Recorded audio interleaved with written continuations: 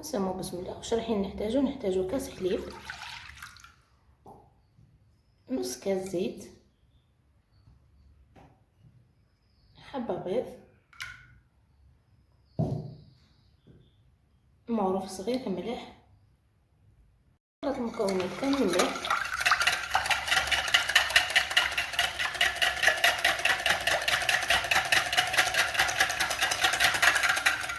نجيبو لهنا الكاس الاول تاع الفرينه، نحطو له 5 غرام خميره الحلويات ونلم العجينه تاعي. اذا حطيت الكاس الاول، نزيد نحط الكاس الثاني، نلم العجينه تاعي بهذا الشكل.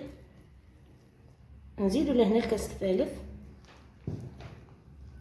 نجيبو الكاس الرابع، راح نحط النص تاعو وراح نشوف. المهم البنات رايحين تتحصلوا على عجينه تكون يابسه شويه، ما تكونش جاريه.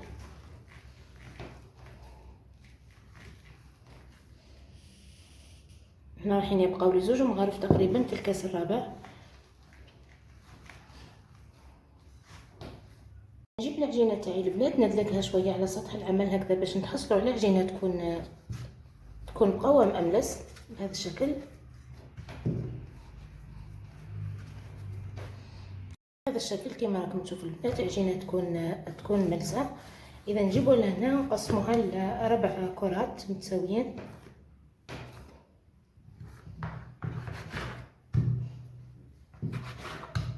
لازم الكرات يكونوا قيس بعض. نكوروا الكرات تاعنا بهذا الشكل كما راكم تشوفوا البنات. اذا نخلوهم يرتاحوا تقريبا مده 10 دقائق. هنايا راح نزيد لهذه شويه باش يكونوا كامل الكرات قيس بعض.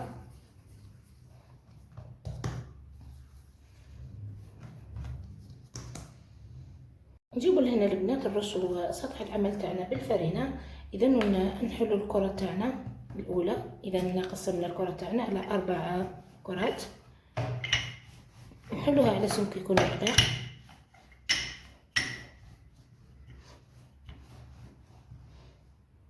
حاولوا البنات تحلوها على شكل مربع كما راكم تشوفوا، السمك يكون رقيق. ورايحين نحلوا الكره الثانيه بنفس الطريقه البنات مع هذه. بالنسبه للبنات الخليط اللي نورقوا به، هنايا البنات حطيت هنايا زيت، وراح نحطوا نفس الكميه فرينه، تقريبا 4 مغارف زيت مع 4 مغارف فرينه. المهم البنات لازم الخليط تاعكم يكون سائل بهذا الشكل.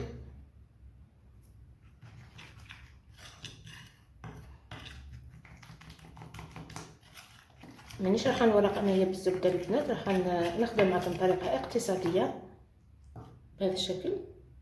نحط الخليط تاعنا، راح نحط له على راس المغرفه كما راكم تشوفوا خميره الحلويات، وراح نحط هذا الخليط جانبا، هو اللي راح نورقوا به البنات.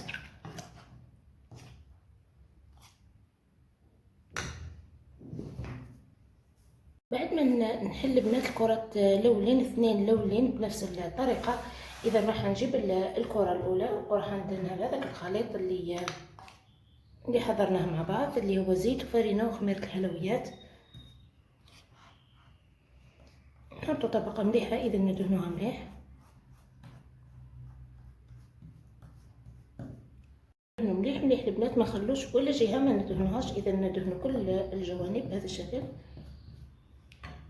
والعجينه الاولى اللي حليناها ونحطوها فوق خوتها بهذا الشكل. حاولوا نكسروا مليح.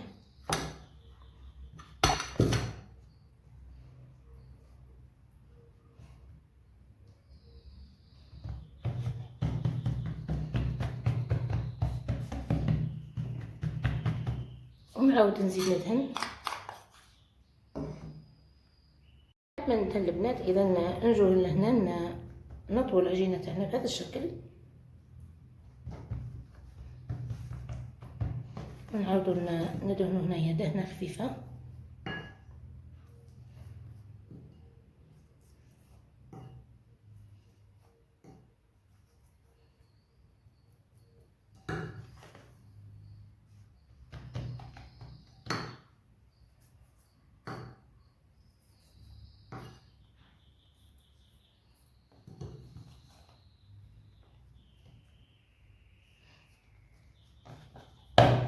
بهذا الشكل البنات، نخلوها جانبا.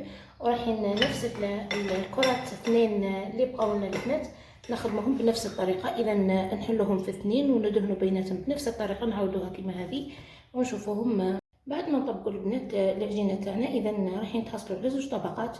اذا رايحين نحلوا الطبقه الاولى، اذا انا راح نحل هذه ونحطها في البلا، ومن بعد راح نغلق عليها بهذه ونرش العجينه تاعي بالفرينه وراح نحلها على سمك يكون رقيق. بعد ما نحلو البنات العجينه تاعنا بهذا الشكل كما راكم تشوفوا، راح نحطها في البلا. نحطها في البلا تاعي اللي حطيت فيه بابي كويسون. اذا بهذا الشكل نحاول نسوي العجينه تاعي مليح هكذا باش تدي الشكل تاع البلا تاعي. نحطها جانبا ونروحو نحلو الطبقه الثانيه. بالنسبه للحشو انا راح نحط ثوم على طوماط. وانتم البنات تقدروا تحطوا اي حشو تحبوه. تقدروا البنات تحطوا الحشو تاع البصل وثوم وطماطيش، و تحبوا تحطوا حشو تاع الدجاج اللحم كيما تحبوا البنات. نوزع الطون تاعي على العجينه تاعي بهذا الشكل. نحاولوا نوزعوه مليح. بالنسبه للفرماج البنات، تحطوا الفرماج اللي متوفر عندكم، اما فرماج رابي ولا فرماج سلايس كما تحبوا. اذا راح نحط طبقه تاع الفرماج. وهنا البنات نجيبوا الطبقه الثانيه. اذا نغطوا الحشو تاعنا بالطبقه الثانيه بهذا الشكل اللي يكونوا حليناها اذا رقيقه بنفس السمك. نحاول نغسل العجينه تاعي هكذا باش يتغطى لي كامل الحشو. شوف هنايا الجوانب البنات نحاولوا نضغطوا مليح هكذا باش نغلقوا على الحشو تاعنا بهذا الشكل. نحاول نحي الجوانب اللي هنا البنات بالموس.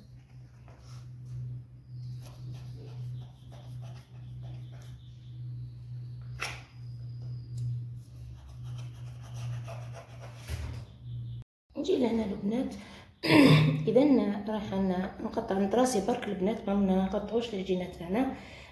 بعد ما ندخلوها البنات الطيب، اذا نعاودو نخرجوها نص طياب ونعاودو نمشوا مع هذوك لي طراس باش هكذا نبينوهم ونوضحوهم مليح. اذا بالنسبه للتقطيع، اذا قطعوا كما تحبوا البنات. اذا انا نطراسي برك البنات ما تقطعوش.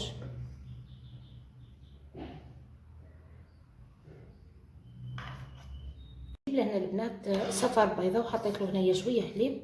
اذا ندهن الكوكا تاعي مليح باش تدي لي تحميره مليحه.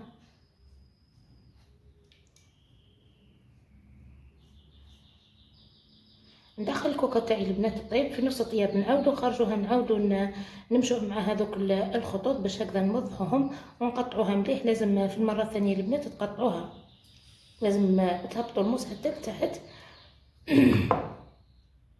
كما راكم تشوفوا البنات نزينوا المرصوات تاعنا بالزيتون.